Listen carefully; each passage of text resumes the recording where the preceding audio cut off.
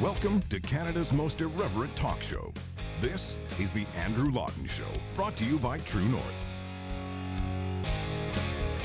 Coming up, Alberta Premier Jason Kenney sits down for a year-end interview on COVID-19, economic recovery, and Western alienation. The Andrew Lawton Show starts right now.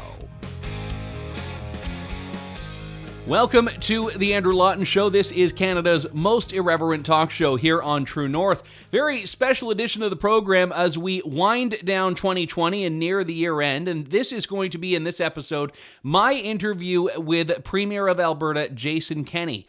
Now, I traveled out to Edmonton to meet with Premier Kenney for a couple of reasons. Number one, Alberta has been disproportionately affected by COVID-19's economic challenges in many ways because Alberta was already grappling with an energy sector in decline. This is not a new phenomenon by any stretch, but it's one that was very much exacerbated by the COVID-19 pandemic.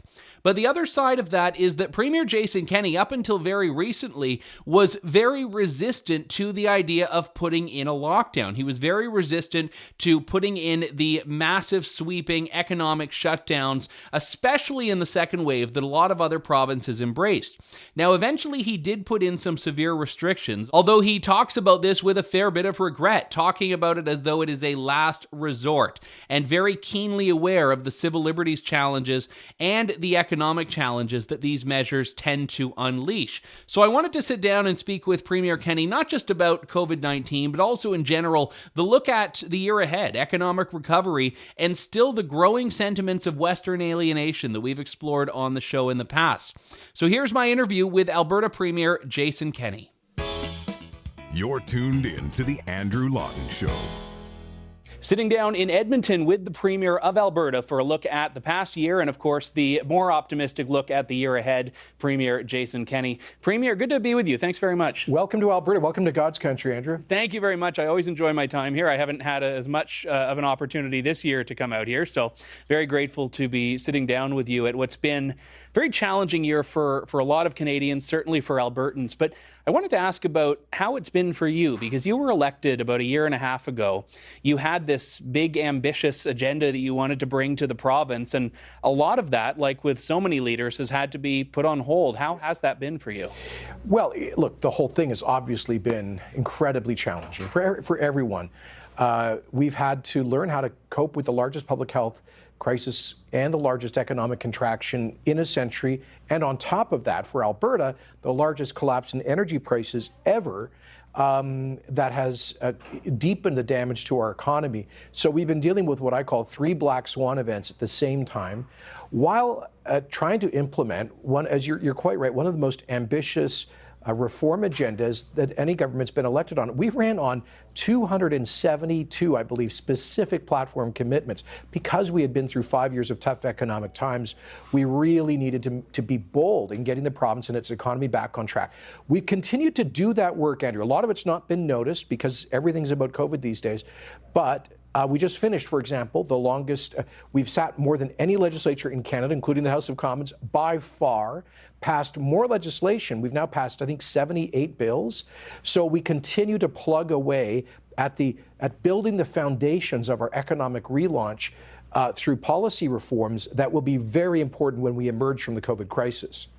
But when you look at those platform commitments, how has that triaging process really manifested, where you've had to look and say, this is now a pipe dream? Has that happened, I guess? Well, I think on some of these things, for example, we in the last few weeks, we've had this big spike in cases in Alberta that we're focused on. So we've just put a hold on any new announcements or public initiatives on the economic front. We need to not just focus, but be seen to focus on job number one, which is keeping people safe. We've always said, though, through the COVID crisis that we are seeking a balance between protecting lives and livelihoods. Because, Andrew, for the huge economic damage also has health implications. Mental and emotional health, domestic violence has gone up in this province. Opioid addictions and overdoses have gone off the charts. So there are many challenges that we are facing. I think broadly we've continued to implement our one big ticket item, obviously, that where we've been set completely off course, is our commitment to balance the provincial budget in this term of government. We were doing so through a bold but reasonable plan to reduce spending by about 3%.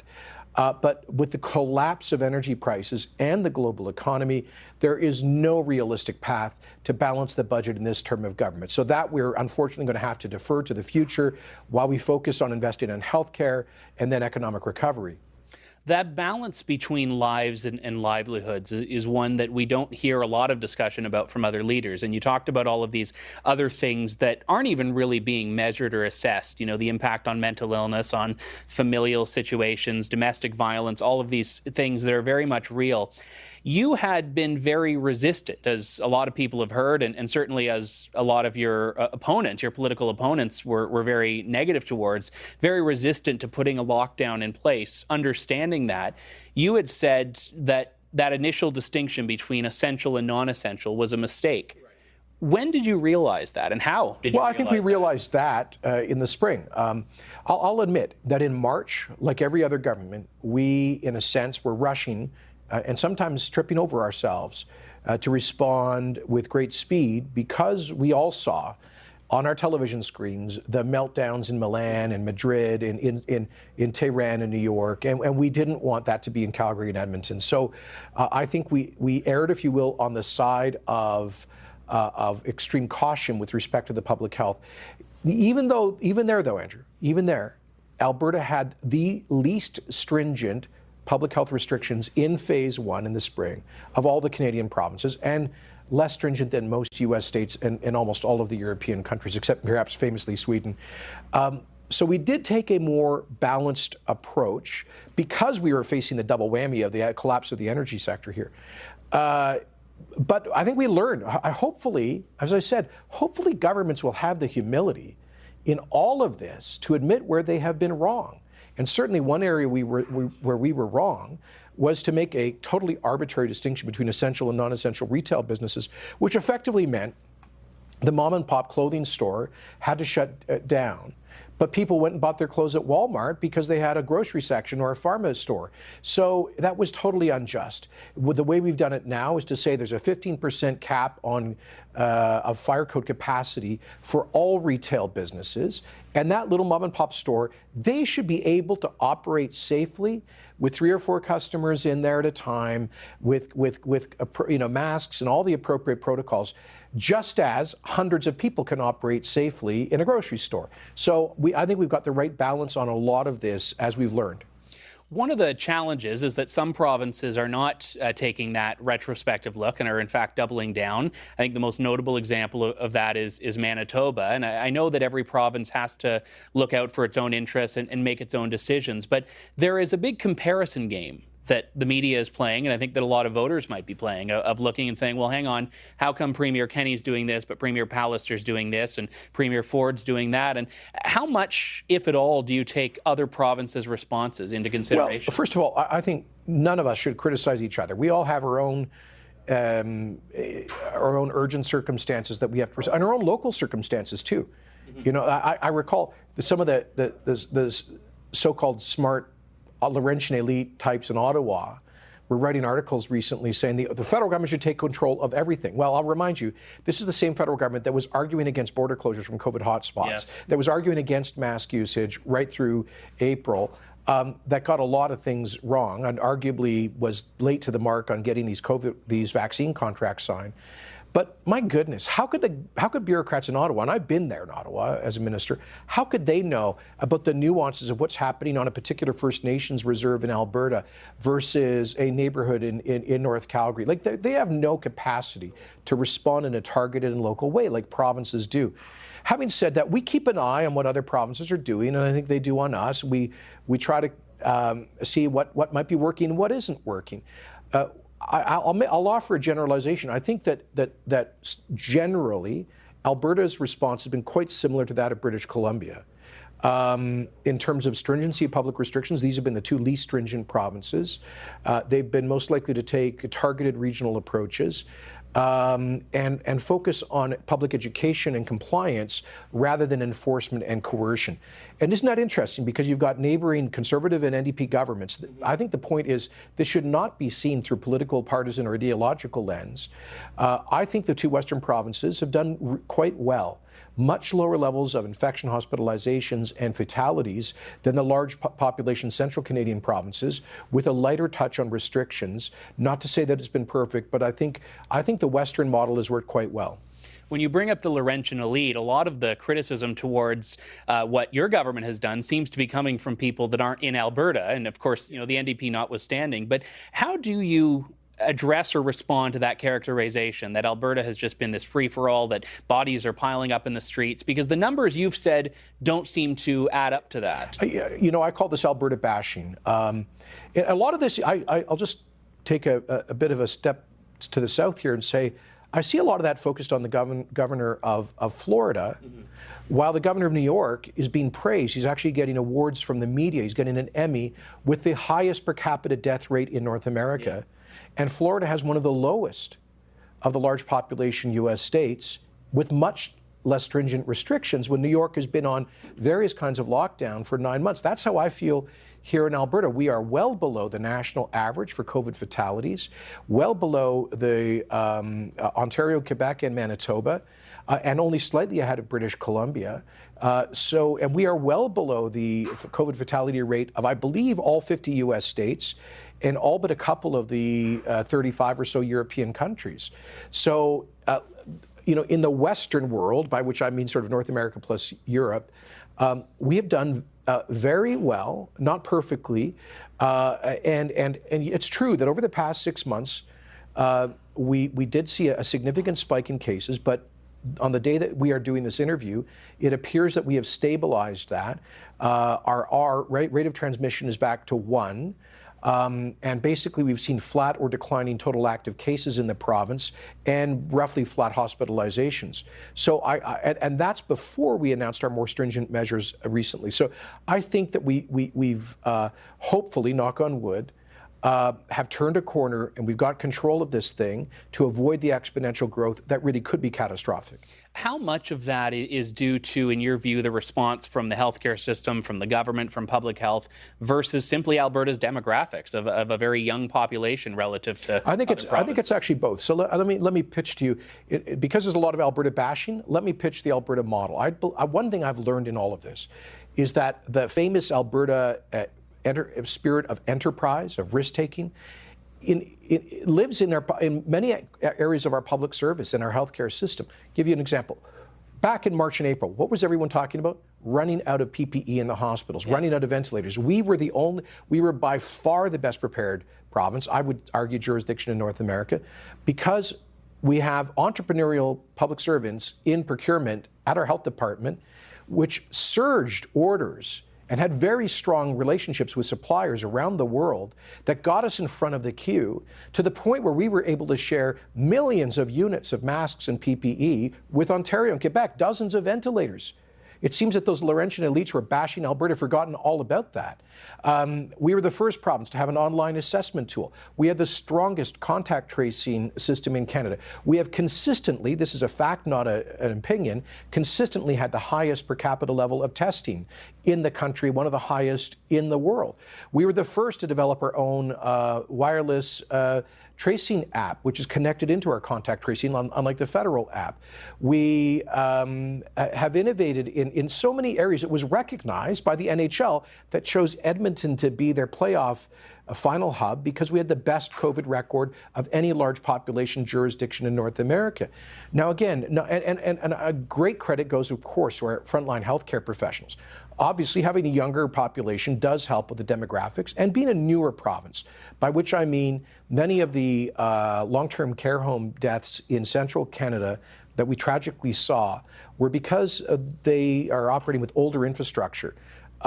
Smaller rooms, 2 or 3 or 4 patients in a room, sharing one washroom, older ventilation systems. That made those nursing homes more vulnerable. We have a more modern housing stock. So yes, younger population, more modern infrastructure, but also I would say a very nimble and entrepreneurial public sector, which helped to lead the way here.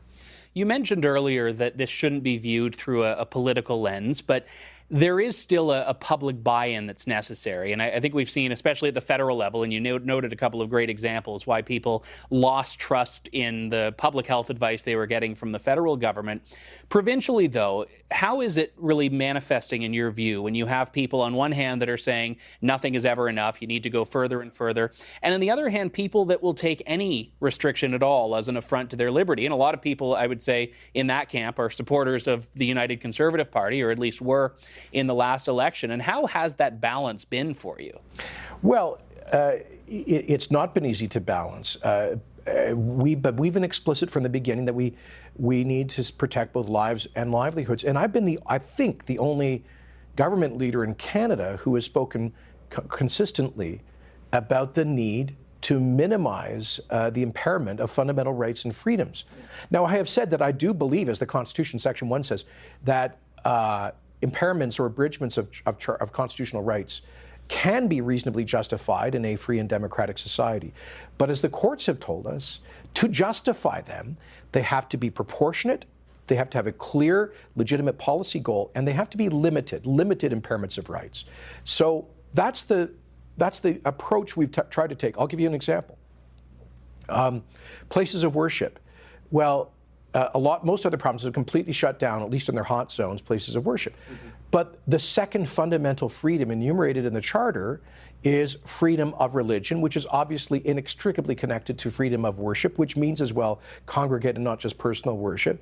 And so to impair or bridge that, you've got to demonstrate that it's a last and limited resort. So what we've done is to say, just as we've limited retail to 15%, we've limited places of worship to 15%. Rather than going to the extreme, where some would like us to go, which is to completely shut those places down, we say, look, we believe at that it is a real impairment. We regret that, but we do have to reduce general social contact to avoid exponential growth and the overwhelming of our healthcare system. What I'd like to say, Andrew, is at least our government is trying to think through those things in a balanced way, rather than picking one or two of the extreme lanes in the increasingly polarized debate. Well, that's a hugely important point, because a lot of the times the emphasis has been, and for good reason some might say, on the one singular metric of COVID cases or COVID deaths. But there are civil liberties concerns. There are the other issues we were talking about earlier.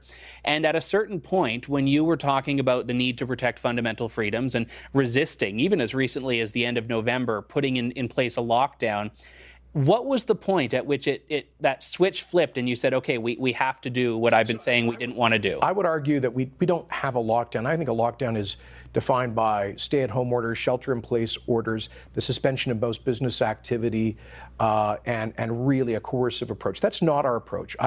The restrictions are real and they're painful, and it pains me to think about the number of businesses who may never come back from this, the tens or hundreds of thousands of people who have lost their jobs, the mental and emotional anguish that they're going to be going through during the holidays, the separation of families.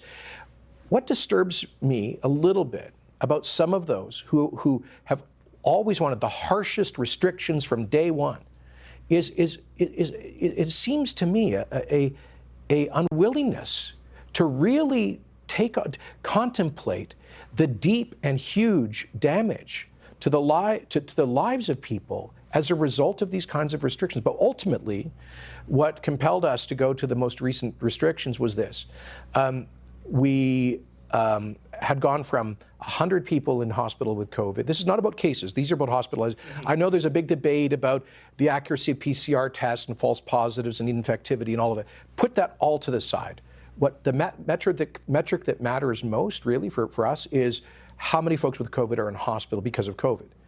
We went from 100 on August the 26th to 650 a week ago today. 600% growth in hospitalizations. Now, we could expand capacity by canceling surgeries and denying other people non-urgent care for non-COVID related health care, but at great cost to them, in many cases, shortening their lifespans, putting them in pain as well. And ultimately, if we were to get up to 2,200, 2,400 COVID patients in the hospital, we'd be at our maximum. We would be stretching the system to a breaking point. And we could not responsibly do that. We had, in our view, to act to prevent exponential growth spinning out of control in terms of the pressure on the healthcare system with the collateral impact on other patients waiting for other kinds of care. That's why we had to step in when we did, as a last and limited resort. When you say it's not a lockdown, though, I agree it probably, well, does in fact fall short of what some other jurisdictions have done. But if you're in one of those sectors, like a massage therapist or even a restaurant that has to do takeout instead of being able to be allowed in, that nuance is less important. I agree. And Andrew, I hope you recognize I've been giving a voice to those people. You have. As a leader, and this was not something, I think it's rather evident that we were reluctant precisely because of that damage. And you know, one of the things I find kind of distasteful or unfortunate in this debate is some who support like sustained and extreme lockdown policies, almost, you know, mocking the concern about economic damages as you're just concerned about money, not people's lives. Mm-hmm. It's about people's lives. You take away someone's livelihood. You take away their life savings that they've worked towards running a small business. You take away their ability to pay their mortgage, to put food on the table for their families. And some people say, well, just let the government fill the gap. You know what? There's a lot of people who never want to be dependent on the government and who may lose their life savings with these kinds of restrictions. So all I'm saying is you're absolutely right to spotlight that. And all I can say is that I have the deepest regret for those people facing that. But if somebody could give us an alternative approach, a policy response that did not involve any painful restrictions, I would have taken it from day one. We took the lightest hand, took restrictions as a last and limited resort, but at the end of the day, a viral spread had become so widespread here that not even the most careful business could prevent it. The restaurants, I pointed out, they only had 1% of traceable cases went back to restaurants before our contact tracing was overwhelmed. But now we were at a stage where any customer or staff might be coming in with the virus because of no fault of their own. So we simply had to act to preserve the healthcare system and to prevent exponential growth and its catastrophic consequences. I want to look forward after looking backwards a fair bit, just as we wind down here, and ask you about one of the biggest issues I've heard about in my visits to Alberta and even just in the last few weeks, because you are correct to note that because of the energy sector's issues here, this province has been disproportionately affected economically by the pandemic. Western alienation hasn't gone away. A lot of the media coverage of it might have mitigated, but a lot of these concerns are still there. I know we have next year the referendum that you've announced for equalization, but how do you respond to that sentiment, which I think has probably only grown in the last year as people still feel like the federal government just doesn't care what happens here? Well, highlighted by the most recent announcement about the 476% increase in the carbon tax, which we've been predicting from day one. And remember all the Laurentian elites, your friends in much of the central Canadian media, ridiculed the suggestion that the carbon tax was going to go up to $200. Yes, I recall Catherine McKenna last year laughing at that very idea. Well, it's not a laughing matter here. Yeah. In resource-producing regions, and part of this is a huge transfer of wealth from energy-producing sectors. The largest sector in the Canadian economy is oil and gas in this province. That's the largest export industry, the largest creator of employment, the largest creator of government revenues. And it seems like we have a government in Ottawa that is basically at best indifferent and at worst hostile to that industry much of the time. And secondly, this huge increase in the carbon tax represents an enormous transfer of wealth from rural areas to urban areas, because rural people obviously consume more energy in what they do and how they travel and how they live. So look, you're right. The frustration is deep here. People want us focused on protecting lives and livelihoods right now, which has meant obviously trying to work constructively with the federal government on the COVID response. But when we're past COVID, we will be right back to our fight for a fair deal for Alberta in the Federation. We will be having a referendum on equalization next fall. We are pursuing the possibility of our own Alberta provincial police and pension plans like Quebec has, Ontario has with police. We will be establishing our own provincial chief firearms officer. We will be doing everything within our power to strengthen this province in the Federation along the lines of the original vision of the Constitution. I always say Albertans are big Canadians. We are the most free trading province. We're the most against internal trade and labor barriers. We are leaders in that, but we also are leaders in defending the power of provinces together with Quebec on that, by the way. So much work to be done on that post-COVID. We began by talking about the items that you were elected wanting to do and which have had to perhaps take a bit of a back seat with the pandemic, but it sounds like this isn't one of them. No, well, in a way, we had to switch to our focus on, obviously, on COVID, on lives and livelihoods. But we continue to do a lot of the policy work under the surface on issues like provincial police, provincial pensions, democratic reforms, and other issues. So, we have to do multiple things at the same time, but the focus, obviously, right now is lives and livelihoods. So just in closing, outside of everything you've had to deal with in the last year, what's the plan and the hope for Christmas and the New Year for Jason Kenney, the person? Well, I'm going straight from this interview to receive the very first dose of vaccines in Alberta, not personally, but the shipment. And we seem to have stabilized the growth of the virus in Alberta. I believe that we have the very good chance we're going to end this year with great hope and optimism. By the end of the first quarter of 2021, we hope to have vaccinated the 10% of the most vulnerable in our population. Growth is going to return. And I believe once we get past all of this, that 2021 is going to be a banner year. Albertans are natural optimists. They just need a reason for their optimism. And I believe once we get past the worst of COVID, there will be a lot of reasons to be optimistic about this young, entrepreneurial province filled with energy and creativity. Premier Jason Kenney, thank you very much, and Merry Christmas to you. Merry Christmas, Andrew. Thanks for listening to The Andrew Lawton Show. Support the program by donating to True North at www.tnc.news.